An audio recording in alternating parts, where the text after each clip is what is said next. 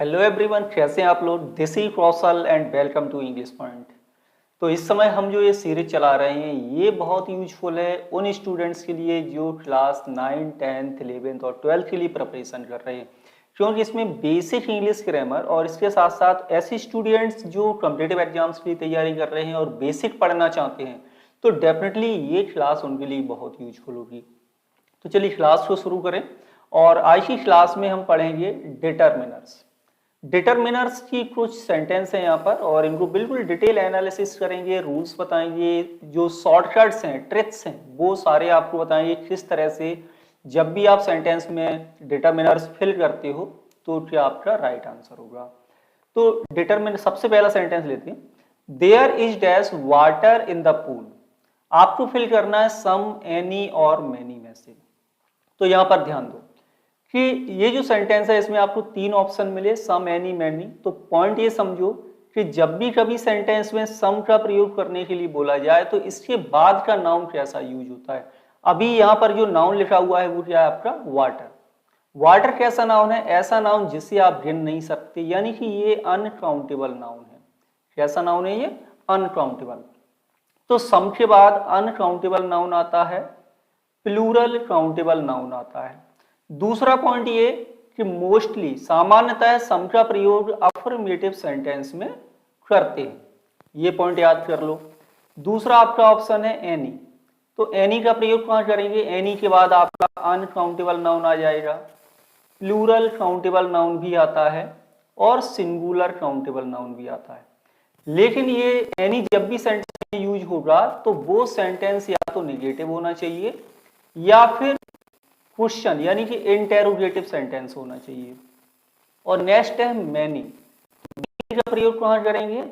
तो मैनी के बाद जो नाउन यूज होगा वो आपका प्रयोग होगा प्लूरल काउंटेबल नाउन, यानी कि ऐसा नाउन जो प्लूरल भी होना चाहिए और उसे आप गिन भी सकते हैं, और गिन सकते हैं तो डेफिनेटली वो प्लूरल बन जाएगा। अब सेंटेंस पर फोकस करते हैं। There is dash water in the pool.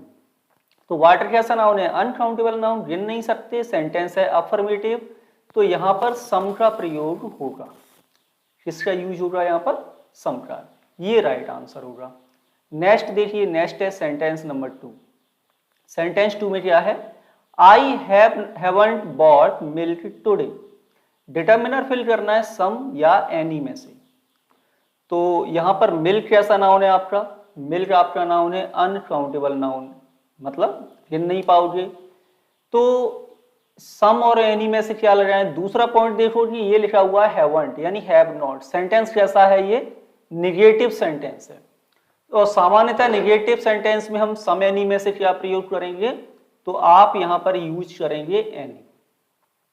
Next देखिए सेंटेंस 3। सेंटेंस 3 है how dash students are present today. आज कितने विद्यार्थी प्रेजेंट हैं, मच या मैनी में से। तो मच मैनी का पहले रूल समझ लो कि मच मैनी कहां पर हमें यूज करना है, कहां पर यूज हमें नहीं करना है। ओके, यस, चलो यही देख लेते हैं। तो मच के बाद जो नाउन यूज होता है वो ऐसा नाउन यूज होता है जिसे आप गिन नहीं सकते, यानी कि ये अनकाउंटेबल नाउन से पहले यूज होता है मच। और दूसरा जो डिटरमिनर है ये है मैनी। मैनी के बाद आता है आपका ऐसा नाउन जिसे आप गिन सकते हो और प्लूरल होना चाहिए। अब सेंटेंस में नाउन लिखा हुआ है आपका स्टूडेंट्स। तो स्टूडेंट्स का मतलब बहुत सारे विद्यार्थी। स्टूडेंट आपका ये सिंगुलर नाउन है और इसमें यदि हम एस लगा देंगे स्टूडेंट में एस लगा देंगे तो ये प्लूरल हो जाएगा, यानी कि हमें इस सेंटेंस में मैनी का प्रयोग करना है। नेक्स्ट देखिए सेंटेंस 4 है how dash sugar do you take in T.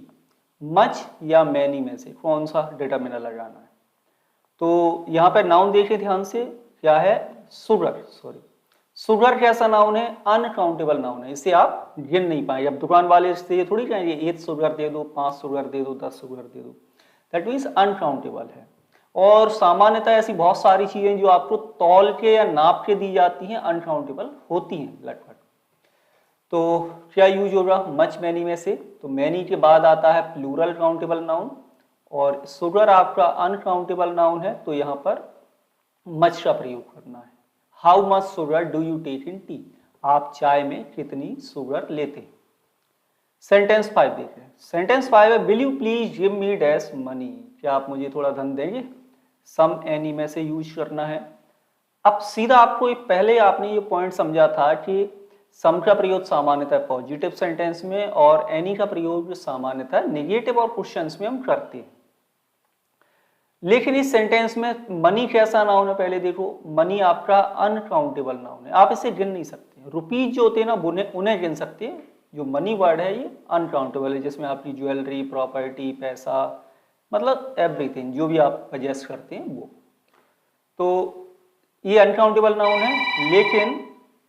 लेकिन सेंटेंस में क्या होना है यहाँ पर कि इस सेंटेंस में आस्क फॉर समथिंग, जब भी कोई किसी से कोई वस्तु मांगता है, कोई चीज मांगता है, कुछ भी मांगता है और सम एनी फिल करना हो हमें, तो वहां पर हमें सम का प्रयोग करना है। 2 पॉइंट है, उन्हें याद कर लो। एक है आपका ऑफर, कि जब भी कोई व्यक्ति किसी को किसी चीज का ऑफर करता है तो आप क्या यूज करेंगे? वहां पर सम का प्रयोग करेंगे इंटेरोगेटिव सेंटेंस में, और कोई वस्तु मांगोगे तब भी आप इंटेरोगेटिव में सम का प्रयोग करेंगे। लेकिन यदि इंफॉर्मेशन लेने या देने की बात हो रही हो तो एनी का प्रयोग किया जाता है इंटेरोगेटिव। जैसे मैं कहूं हैव यू एनी बुक्स? क्या आपके पास कोई किताबें हैं? तो यहां पर मैं केवल इंफॉर्मेशन ले रहा हूं, यहां पर मैं ना तो तुमसे कुछ मांग रहा हूं और ना ही किसी चीज का ऑफर कर रहा हूं आपको। ठीक, तो इस सिचुएशन में आपको इंटेरोगेटिव सेंटेंस में सम का प्रयोग करना पड़ेगा। और लास्ट सेंटेंस है सेंटेंस 6 कि आई हैव डैश नो या नन क्या लगाना? तो इसका भी ये सिंपल सा पॉइंट समझ लो, ट्रिक समझ लो कि जब भी आप सेंटेंस में नो का प्रयोग करें तो इसके बाद नाउन कंपलसरी है। नो के बाद नाउन आना ही चाहिए, अदरवाइज वो सेंटेंस गलत होगा। दूसरा है कि यदि आप नन का प्रयोग करते हो तो नाउन आपको यूज नहीं करना है। नन के बाद नाउन नहीं आता है और नो के बाद नाउन का प्रयोग किया जाता है। तो क्या होगा यहाँ पर? फ्रेंड है आपका, फ्रेंड क्या है? फ्रेंड आपका नाउन लिखा हुआ है, ठीक है। तो इस तरह से यहाँ पर यूज होगा आपका नो सेंटेंस में। तो आई हैव नो फ्रेंड, ये आपका राइट आंसर है सेंटेंस 6 का। क्लियर है? तो आज की क्लास में इतना ही। कल आपको फिर एक क्लास मिलेगी डिफरेंट टॉपिक पर, डिफरेंट सेंटेंस होगी। आज की क्लास कैसी लगी कमेंट के माध्यम से जरूर बताइए, और कोई भी डाउट्स हो तो पूछ सकते हैं। चैनल को सब्सक्राइब नहीं किया है, चैनल सब्सक्राइब कर लें। साथ ही साथ इंग्लिश पॉइंट का ऐप डाउनलोड कर लीजिए प्ले स्टोर से। मिलेंगे आपसे अगली क्लास में। Thank you for watching.